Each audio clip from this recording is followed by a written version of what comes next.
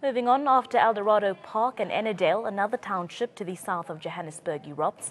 Violence, looting and arson now reported in the informal settlement of Finetown during service delivery protests. Protesters slung stones and police responded with rubber bullets and tear gas. Cops are trying to keep protesters away from the Golden Highway. Promising us 7 days. After 7 days, we'll resolve your issues. Then yesterday, they called another 7 days. So then we can't wait for that 7 days. It's too much. So it's fine if we go on the road. I don't care about electricity. We can use the stove, but then we want land.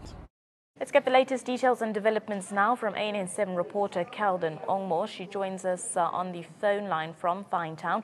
Good afternoon to you, Kelden. After Ennerdale and Eldorado Park, Finetown is another township that has flared up with regards to service delivery issues.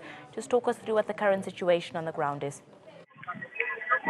Yes, Abigail, right now I'm standing just amongst the community members who have been protesting since early morning here in Finetown. They're saying they're protesting for land. They say there is enough land in this country that the government can give to its black people. They say they need land. They say there's enough space, especially people residing in Finetown says there is open space in Ennerdale Extension 2. That is where they want to be shifted. That is where they want to go. But they say they are fed up with the promises of the government that have been making. You just heard the soundbite where one of the community leader, Buyo Khamba, talking about how government has been giving them 7 days to, just wait, to be patient, and after that the issue is going to be resolved. But they say they have been hearing 7 days for a very long time now, and that they don't have any patience as of now, and they want to put an end to it. They also claim that they were the first community members that ever started with a service delivery as well as the land protest here in Finetown. Right now, as I talk to you, Abigail, the whole street of Finetown is strewn with rocks and stones and tree trunks. As I speak to you, I can see at least 3 or 4 police nyalas right in front of me. One side residents of Finetown and one side the police. Since morning, the police have been trying to keep the residents out of the Golden Highway, which was the highway, if you saw yesterday as well as a few days, the main Golden Highway was blocked by the protesting residents. Today, we can see that the traffic is flowing easily on the Golden Highway, and police are actually trying to keep residents out from the Golden Highway. Number of rubber bullets as well as tear gas was shot this morning. They used tear gas to keep the residents away from the Golden Highway. We came across at least 2 or 3 people that got injured during the process, and some of the journalists were treating these residents. But what is very painful to watch right now are these small kids, Abigail. They are young, really young kids protesting right in front line, in fact. And I wonder, what is really going to happen when police start shooting rubber bullets and tear gas once again. Because from the visuals we can see that we've seen young kids and not going to school, and in fact being on the front line fighting for the land. And speaking to many of them, they say they are the future South Africans, they are the future leaders, and if they do not fight now, the government is never going to listen, and they are going to grow old, their children are going to grow old, and at the end it's just going to be promises. So they say that is why they are here. They have not gone to school. They have closed down all the businesses that is in and around the town. We spoke to some of the businessmen where they say they are very disappointed. As much as the protest goes on, it's their loss at the end. And also some of the members, actually, Finetown community members who are residents of Finetown but not taking part in the protest, saying they are they stand with their black brothers and sisters, but this is not the way to protest. But at the end of the day, their kids don't get to go to school and their businesses close down, and they have to drive many kilometers away just to buy a loaf of bread. But there was a briefing between the community leader, Buyo Khamba, as well as the advisor of the Premier's office, where they spoke about giving some time to the Premier's office to look in the situation, what are the really problems the community members are facing. But after the meeting, we spoke to the community who says that they must give it in writing. Premier's office must give it in writing that the residents of Finetown will get an open space, will get a land. So that is what the main demand of the residents of Finetown is. Calvin, we are taking a look at some of the live visuals coming to us that is on the screen currently. The protest seems to be calm at this point, but some residents are also alleging that they have been on the housing waiting list for some time. Was this discussed in the meeting with the Premier's representatives?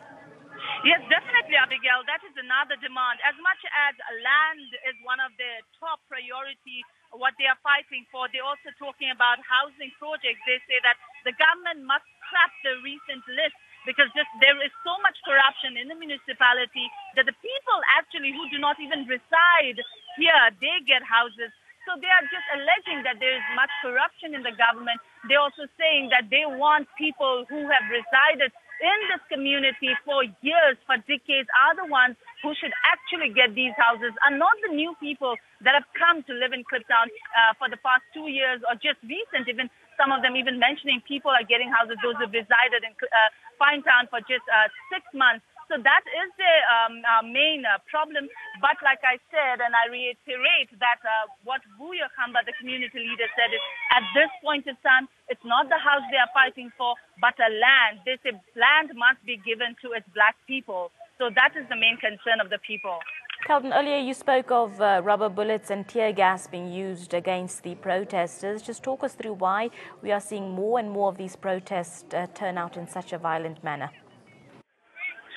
Abigail, yes, definitely that's one of the biggest concern, not only for, police and the government as well as the protesting people.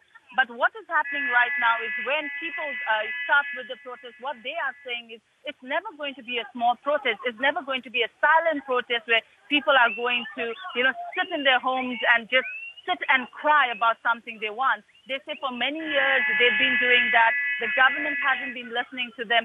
So now it's time for them to come out. They say without violence, the government does not listen to them. And that is when the community starts pelting stones. They look at these ideas that I was even speaking to the community leader saying, why have you blocked the Golden Highway? Because that's one of the main highway and that's going to inconvenience a lot of people. And that's what he spoke about. That is exactly what the plan is, to block the main roads, which is going to affect the majority of the South Africans. And that is when the police start chasing them away. Then there is a war of pelting stones or rocks or rubber bullets, tear gas and, water cannons. That is when this really turns violent. We saw so many, like I said before, people that got injured, innocent people, in fact, bystanders, some people coming from the shop who actually got shot with these rubber bullets. But our main concern is looking, as a journalist, looking at these protesting people here, really small children right on the front line of what is happening here, young children right on the front line, them saying that, we want our land back, giving strong sentiments, emotions coming across on these people. But of course, there are other people also. Speaking to the community leader, he says at least about 2,000 residents are participating in this protest. Abigail? Thank you very much, Calden. Let's leave it there for now. We'll check in with you later for further details and developments. ANN7 reporter Calden Ongmo coming to us on the phone line from Finetown, where another protest action has erupted. The residents are up in arms and sick and tired of waiting on waiting lists with regards to housing issues and land issues as well. Earlier, police fired rubber bullets and tear gas. We will keep you up to date with any further details and developments from Finetown.